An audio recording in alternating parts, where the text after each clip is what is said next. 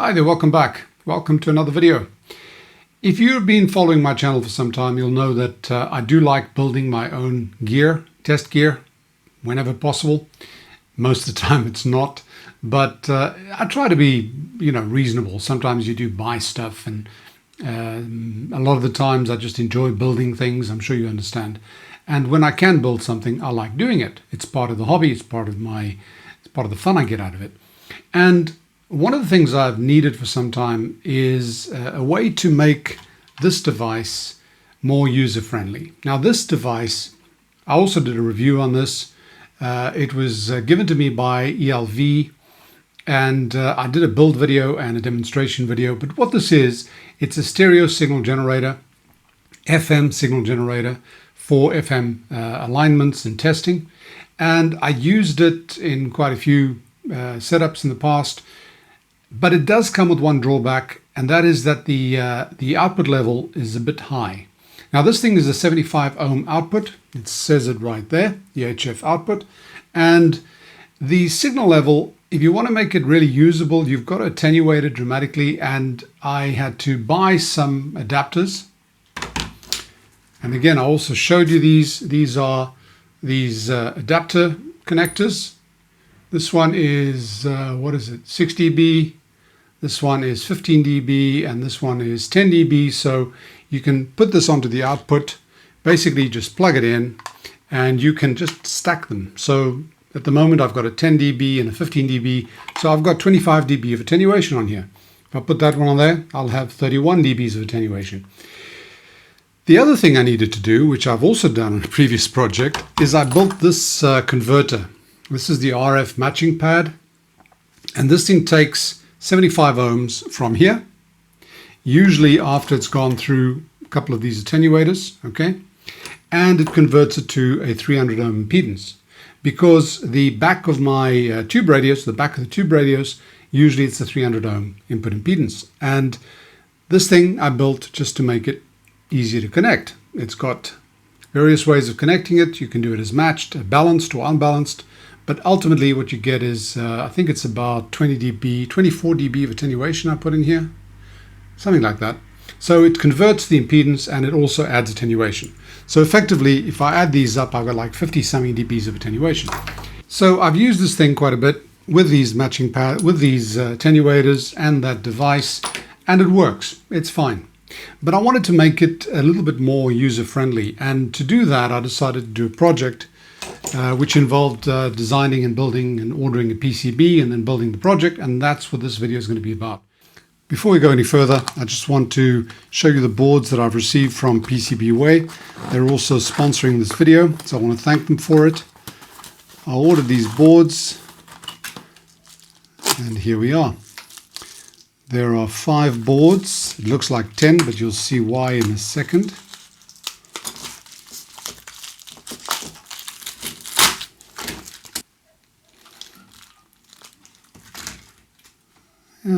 Okay, let's have a quick look. Everything looks perfect.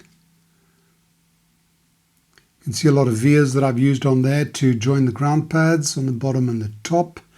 I'll explain that when I describe the boards. Just looking for any mishaps. Nothing visible. As you can see, these are 2 boards. They're actually the same thing, and all you do is you break it apart and you use the one you want. Through-hole SMD.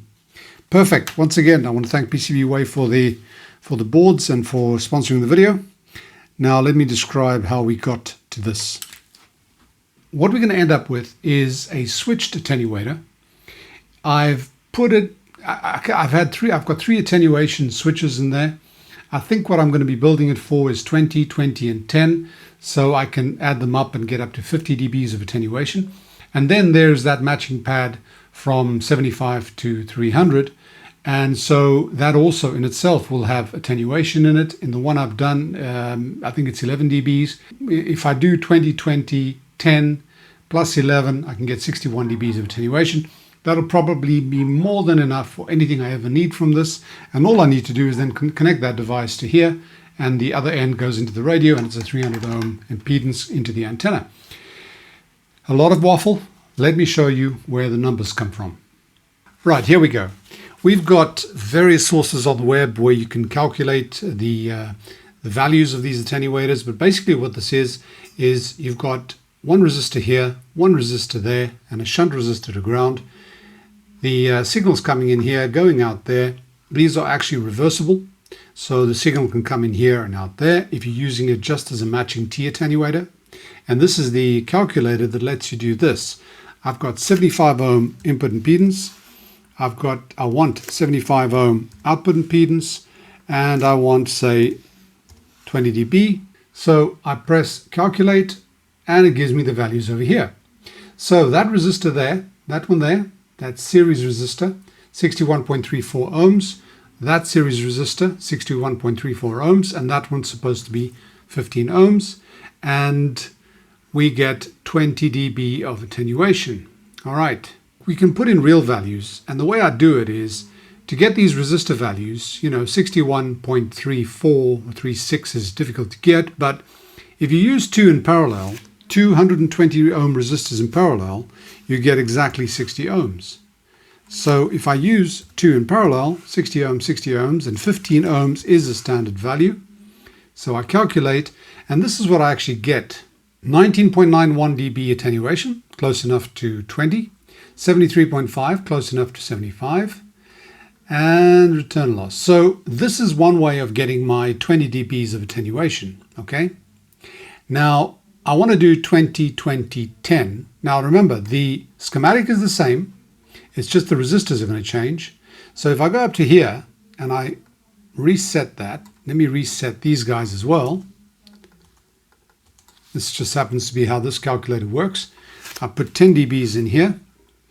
I press calculate, and what do I get? So 75 ohm in, 75 ohm out, 10 dBs of attenuation, 38.962, 38.962, and 52.705. 38.962 is as near as damn at 39, which is a standard value. So is that one, 39.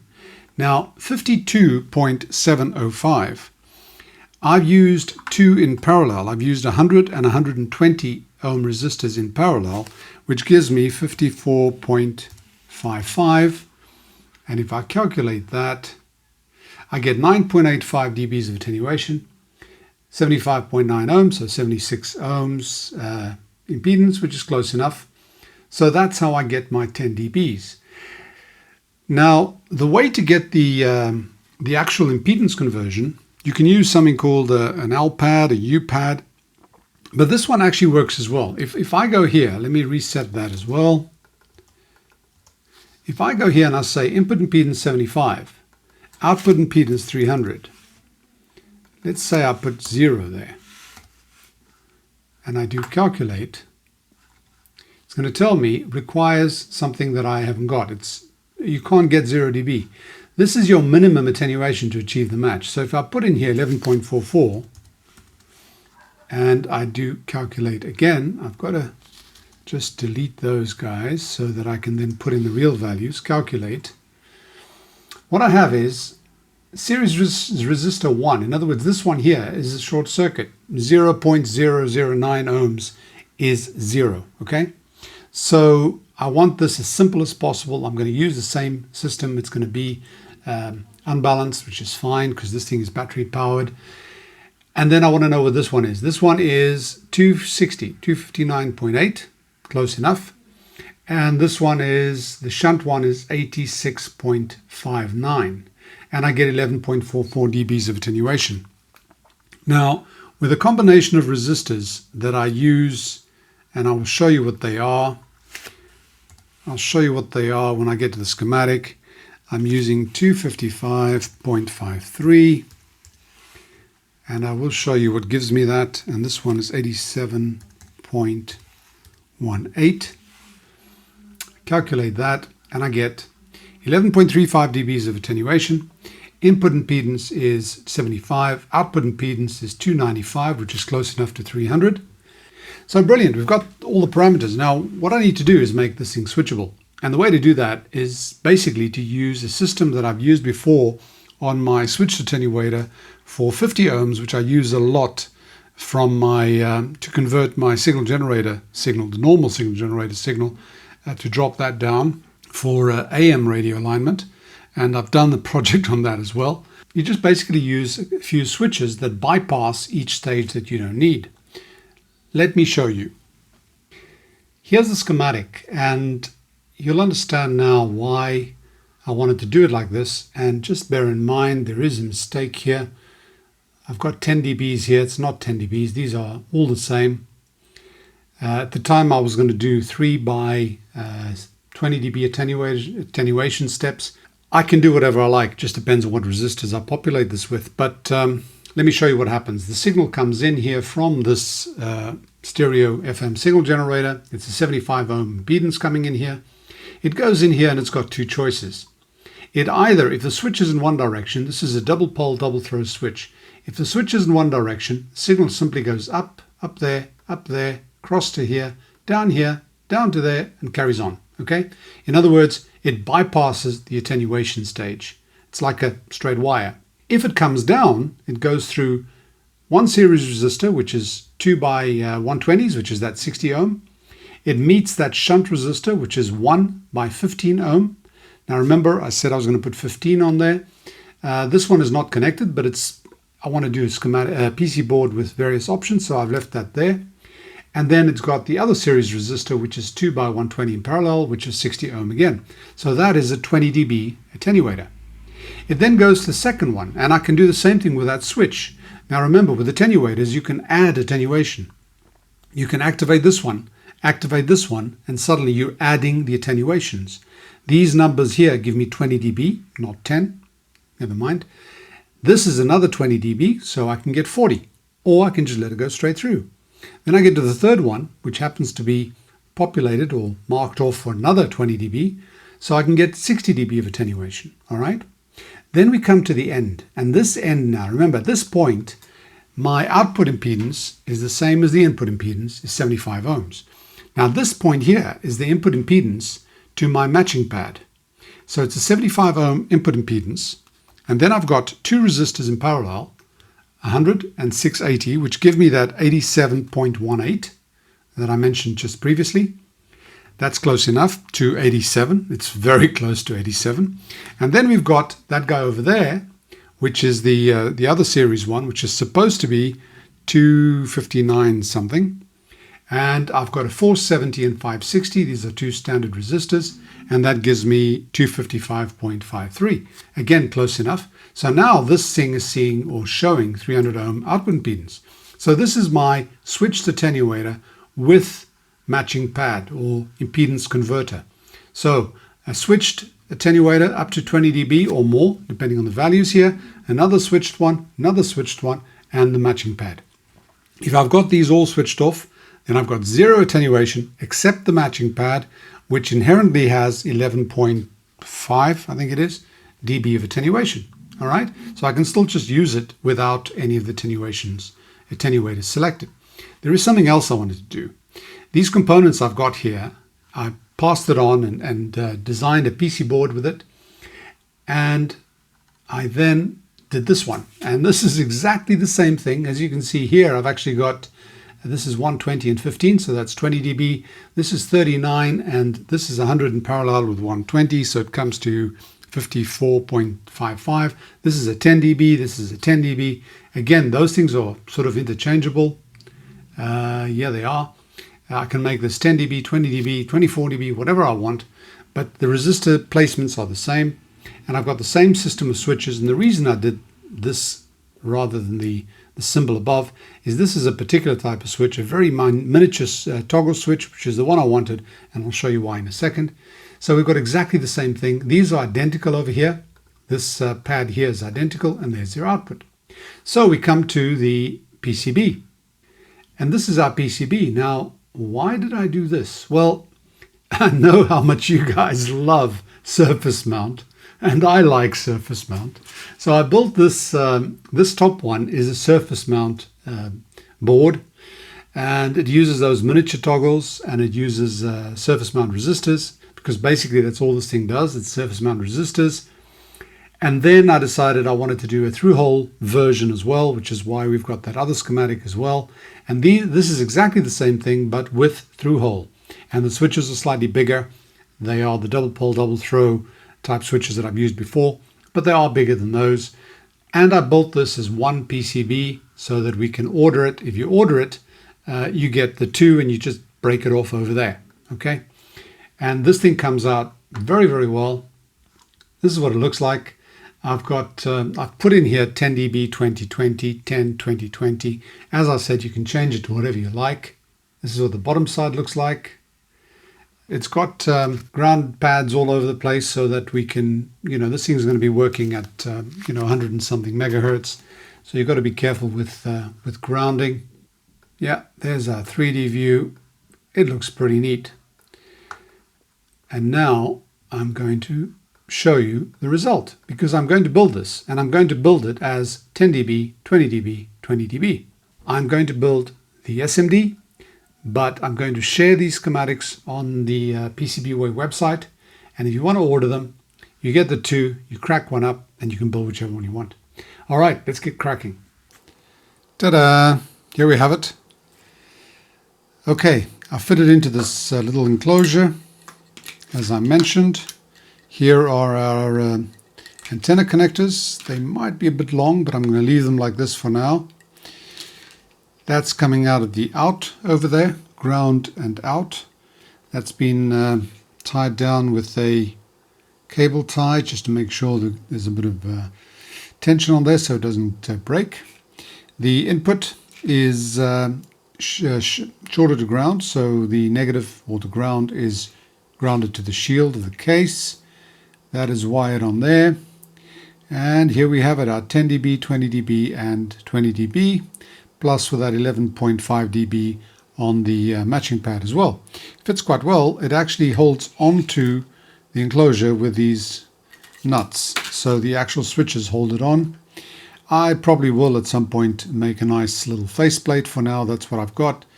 Input over here, 10 dB, that's 0 on top. That's 10 dB activated. 0 on top, 20 dB activated. Same here. And then the output, and the output is 300 ohms. And I've just made a note here of 11 dB attenuation. It's actually 11.4, 11.5, just so I don't forget. So what I'm going to do next is I'm actually going to test this. Now, I should put this on here and screw it on, so we've got the shield, but I do want to test it on there.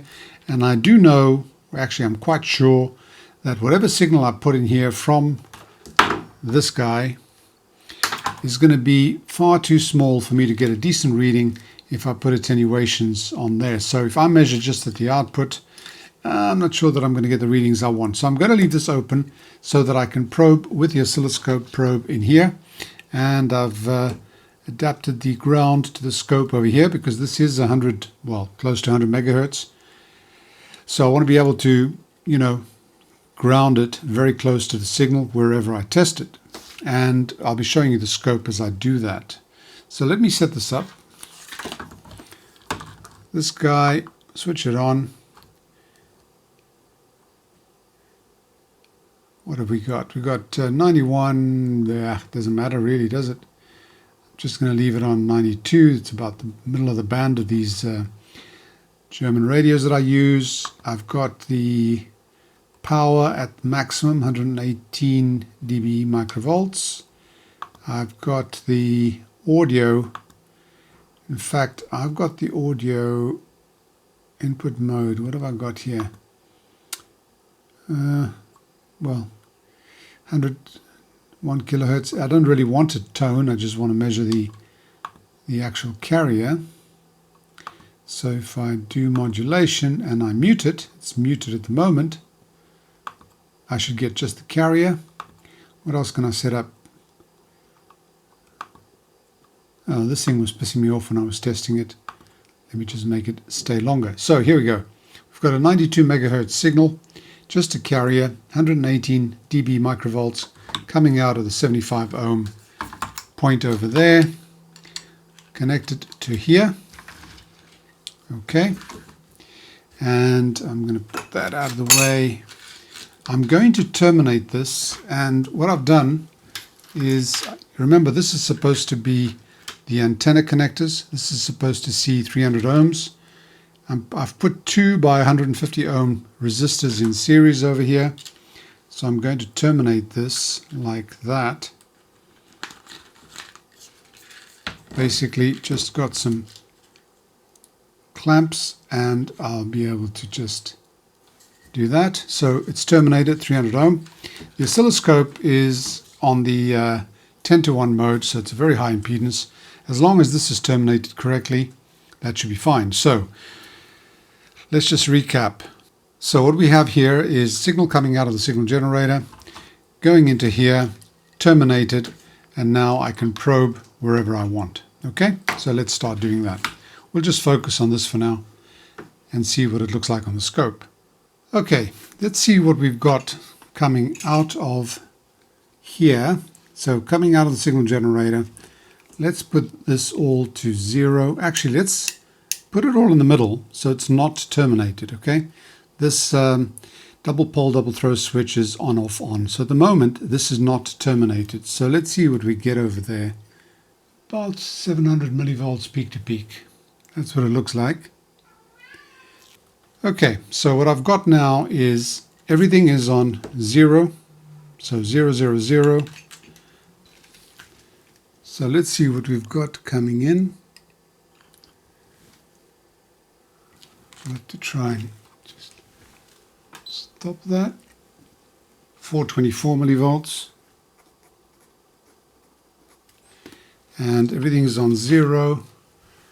Let's see what we have coming out over here.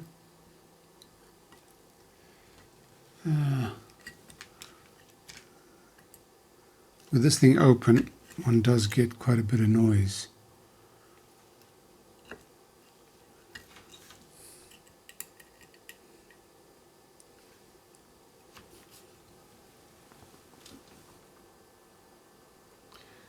Let's see what that is. 111. 111 millivolts. So what is that in dB? Well. That, my friends, is exactly 11.6 dB. Ah, that's fantastic. We were expecting 11.5 or something like that. That comes out at 11.6 dB as it is there. So this thing is working beautifully. It's terminated properly. That is the attenuation with just the impedance converter. Okay, so that's the minimum attenuation I'm going to get. Now if I take one of these, the 10 dB one, and I activate it, let's just get that going again. So let's see, I've got my, whoa, it's too high.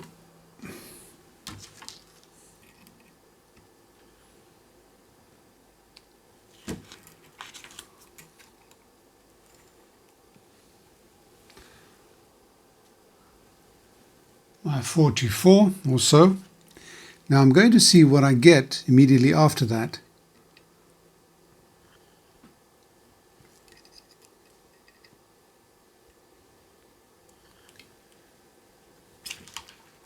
Oh, that's not active. Huh. Okay, 10 dB attenuation. Let's see what I get after that.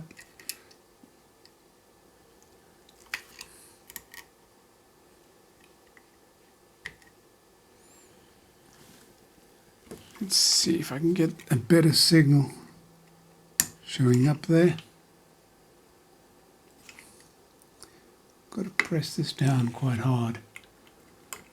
There we go. So that is 220, 226, I think it is. So at 10 dB, 228, is it? 228 millivolts. And that works out at 10.75 dB. So 10.75 dB is what our 10 is giving us. If I put 20, let it run.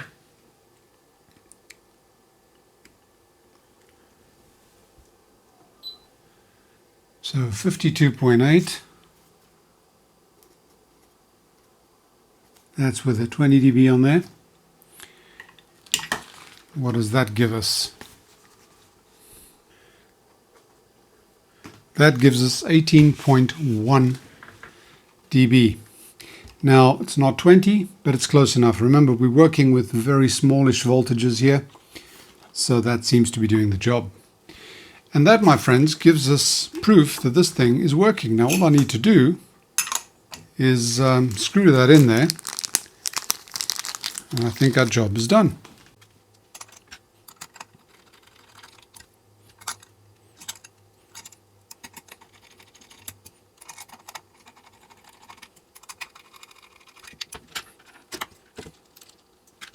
And here we have it. We are done. That's brilliant. So my friends, that's the end of another project. And I've got myself a nice little gadget here. I can use it in whatever attenuation settings I want. So I've got 10, 30, 20, 40, well, and all the way to 50 plus that 11.5. The actual values I've got are fairly close, a lot closer than I expected actually with a 92 megahertz signal. So I am happy as a pig in mud, and I am happy to say that this thing is going to come into use quite a bit. I won't have to put all those attenuators on my device anymore. Nice little piece of gear. And I want to thank you for your company, and I hope you've enjoyed that. And by the way, I've got a spare one here now and a few more in there. This is the through-hole one. Unfortunately, it doesn't fit in that enclosure, but obviously if you want to build this one, you can put it into whatever enclosure you wish. I do suggest you use a metal enclosure so everything's nice and shielded. 100 megahertz is fairly high, so you want to make sure it's as quiet as possible. And that's it for now. I'm going to put these PC boards, the Gerber files, on the share section of the PCB website, and I want to thank them again for their support of this video. And I want to thank you for your company. Hope this was useful. Have a look at the playlist that I list above on DIY test gear. That's got quite a few videos on there on bits and pieces I've made over the past couple of years I think it is. And I hope they prove useful to you too. So once again, thanks for watching. Bye for now. Stay safe.